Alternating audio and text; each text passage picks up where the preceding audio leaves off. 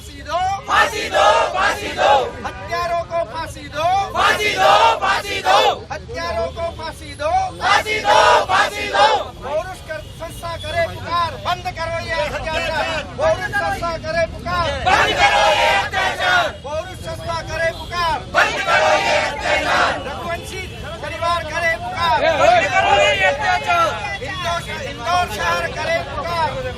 यही कहना चाहिए कि भले वो एक इंदौर का बेटा है, पूरी दुनिया का बेटा है, लेकिन मैं खुद भी एक लेडीज हूँ। एक लेडीज होके उसने जो पहले विवाह करा, उसके बाद मर्डर मिस्ट्री जो करी हुई है, उसके साथ जितने साथियों के साथ मिलके, तो उन सभी को फांसी की सजा दी जाना चाहिए।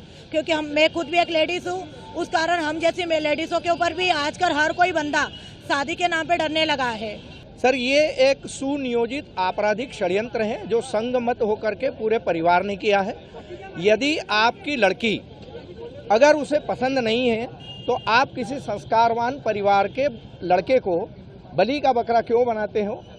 आपके कुकर्मों और कुकृत्यों के कारण, आपके अहंकार के कारण 6 परिवार बर्बाद हुए हैं। एक स्वयं सोनम का परिवार हुआ है, दूसरा राजा का परिवार हुआ है, और 4 वो लड़के जिन्हें बरगलाया गया है और जिनसे हत्या कराई गई है।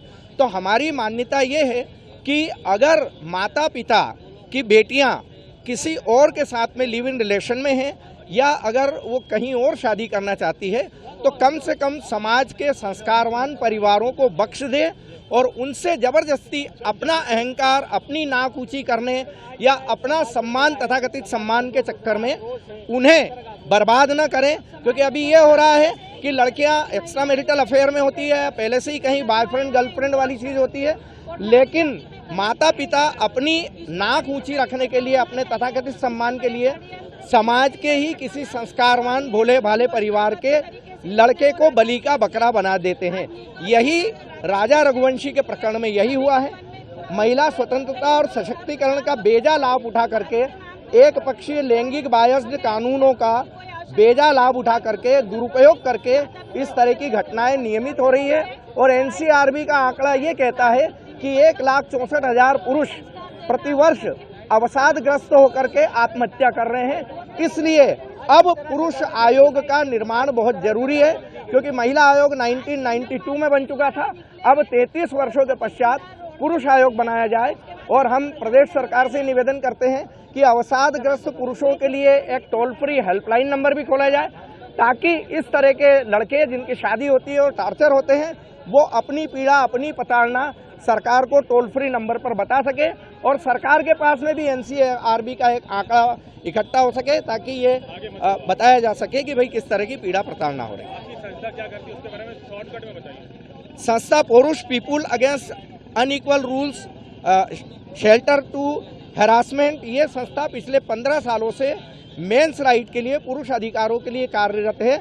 हम बीच बीच में जनहित याचिकाएं भी दायर करते हैं, अकेजन पर बहुत सारे प्रोग्राम करते हैं, दिल्ली में जंतर मंतर पर भी प्रोटेस्ट करते हैं। हम बार बार सांसदों को, मंत्रियों को, इन सबको ज्ञापन भी लिख के देते हैं।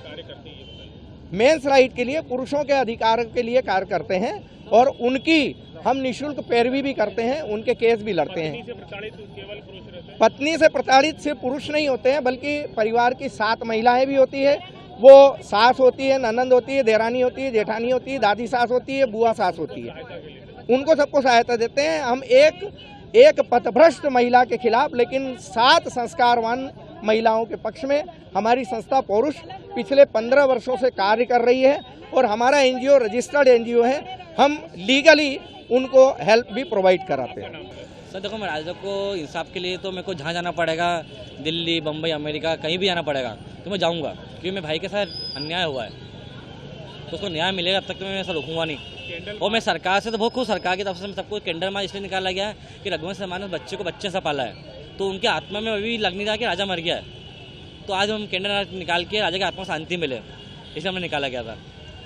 पौरुष संस्था भी आई है जो पत्नियों से प्रताड़ित, सब संस्था राजा से प्यार करती है, तभी आज एक साथ खड़ी है।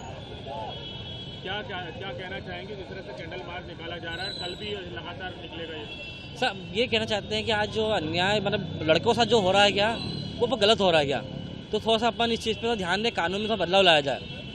कि लड़की का चक्कर चला उससे या कुछ भी था, ऐसा कुछ भी होता है। जब मैं मेरे भाई के लिए बोल रहा हूँ, मैं तो दूसरे के लिए बोल रहा हूँ कि लड़के सब एक जैसे होते सर। जब आपके एक लड़का पैदा होता है माँ इतना खुश होते हैं जिसकी कोई गिनती नहीं है, लेकिन आज जो हो रहा है वो बहुत बेकार हो रहा है। ये